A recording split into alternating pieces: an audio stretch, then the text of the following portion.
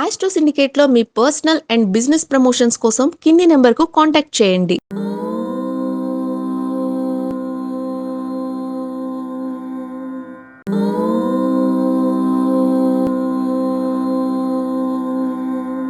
ఓం శ్రీ గురుభ్యో నమ.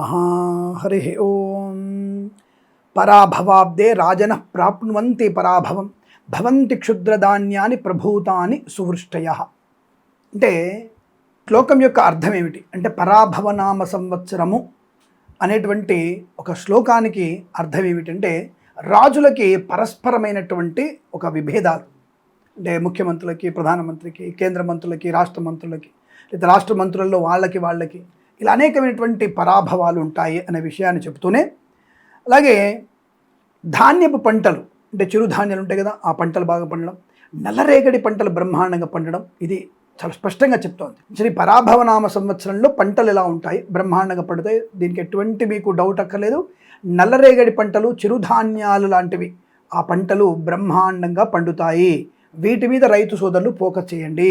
స్వామి, ఇంతకు వర్షాలు ఎలా ఉన్నాయి అదే చెప్తున్నాం. సువృష్టి అంటే మంచి వర్షము నమోదవుతుంది. ఈసారి ప్రత్యేకంగా నేను చెప్తుంది ఏంటంటే, ప్రతి మాసం కూడా రైతులకి ఏ పంట పండుతుందనే విషయాన్ని చెప్పడానికి ముందు వచ్చాను నేను. నవనాయక ఫలాలను తర్వాత చెప్పుకుందాం, ముందు రైతుల శ్రేయస్సు కొరకు మనం పనిచేయాలి. అందుకనే కొంతమంది పాపం రైతులు నాకు ఫోన్ చేసి, ఏంటి స్వామి మీరు దయ్యాలంటారు రైతులు అంటే, సేంద్రియ ఎరువులు వాడి మేము వాడితే ఎవరు కొనట్లేరండి, మాకు నష్టం వస్తుంది, చాలా ధన నష్టపోయాం అంటే, సమిష్టిగా రైతులందరూ ఒక తాటి మీదకి వచ్చేసి అందరు దాని వచ్చి మేము సేంద్రియ ఎరువులు వాడతాం అని, మనం కనుక సేంద్రియ ఎరువుల ధాన్యాన్ని పండిస్తే చచ్చుకుంటూ ప్రభుత్వం మోకాళ్ళ మీద కూర్చొని కొనేటటువంటి కదా, ఎవరు ఈ సూపర్ మార్కెట్ వాళ్ళు, ఈ యొక్క మధ్య దళారీలు ఉంటారు కదా, వాళ్ళు చచ్చుకుంటూ మోకాళ్ళ మీద నిలబడి మీ యొక్క ధాన్యాన్ని కొంటారు.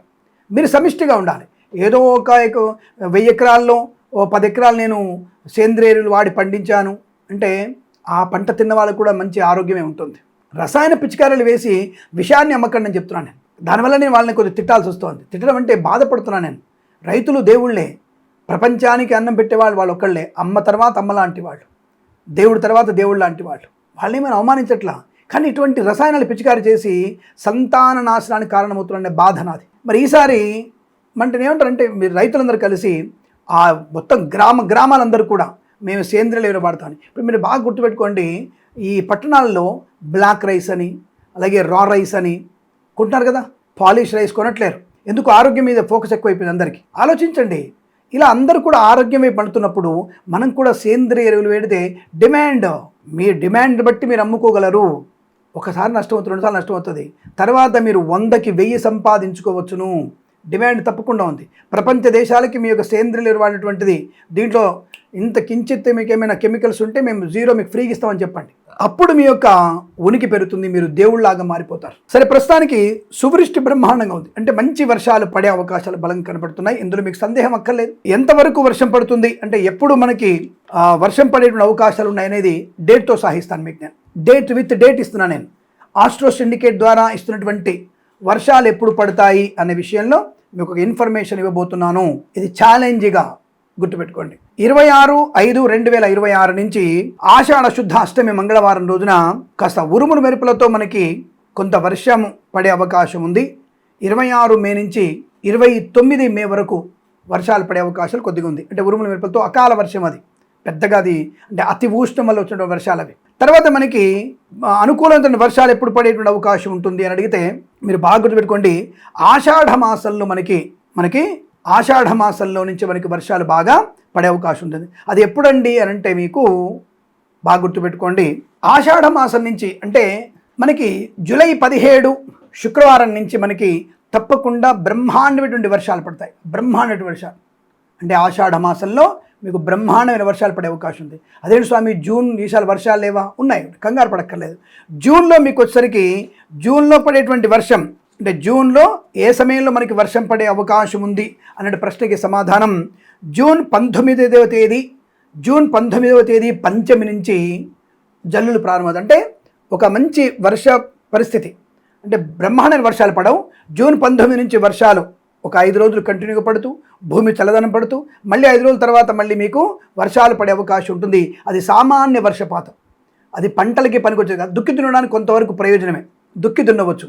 జూన్ 19 నుంచి మీకు అనుకూలవంతమైనటువంటి సామాన్య వర్షపాతం పడుతూ జూలైలో నేను చెప్పినటువంటి డేట్ ప్రకారంగా మీకు తప్పకుండా అద్భుతమైనటువంటి పంట లాభాన్ని ఎప్పటి నుంచి జూలైలో మీకు జూలై 17వ తేదీ జూలై 17వ తేదీ తదియా శుక్రవారం నుంచి బ్రహ్మాండమైనటువంటి వర్షాలు పడే అవకాశం ఉంది. మంచి సువృష్టి, అద్భుతమైనటువంటి వర్షం పడే అవకాశం. పర్వతాల మీద ఎక్కువ వర్షపాతం పడుతుంది, సముద్రం మీద పడుతుంది. అయితే సముద్రం మీద పడిన నీరు మనకి ఉపయోగపడదు. పర్వతం మీద పడినటువంటి వర్షం మనకి లాభాన్ని ఇస్తుంది. భూమి మీద కూడా మీకు 4 కుంచాల వర్షం పడే అవకాశం బలంగా ఉంటుంది. కాబట్టి ఈ సంవత్సరంలో శ్రీ పరాభవనామ సంవత్సరంలో సువృష్టి బ్రహ్మాండంగా ఉంటుందన్న విషయాన్ని గమనించుకునేటువంటి ప్రయత్నాన్ని చేయాలి. అలాగే స్వామి మరి ఏ మాసంలో బ్రహ్మాండమైనటువంటి పంటలు పండుతాయో చెప్పగలుగుతారా అని అడిగితే తప్పకుండా మీ అందరికీ కూడా ఒక మంచి విషయాన్ని చెప్పబోతున్నాను నేను. తప్పకుండా ఏ నెలలో ఏ పంటలు బాగా పండుతాయో చెప్పే ప్రయత్నం చేస్తాను నేను. 21/7/26 నుంచి తప్పకుండా మీకు 13/9/26 వరకు 13/9/26 వరకు బ్రహ్మాండమైనటువంటి పంటలు పండే అవకాశం చాలా బలంగా ఉంది. వర్షాలు కూడా చాలా సమృద్ధిగా ఉంటాయి, మీకే కంగారు లేదు.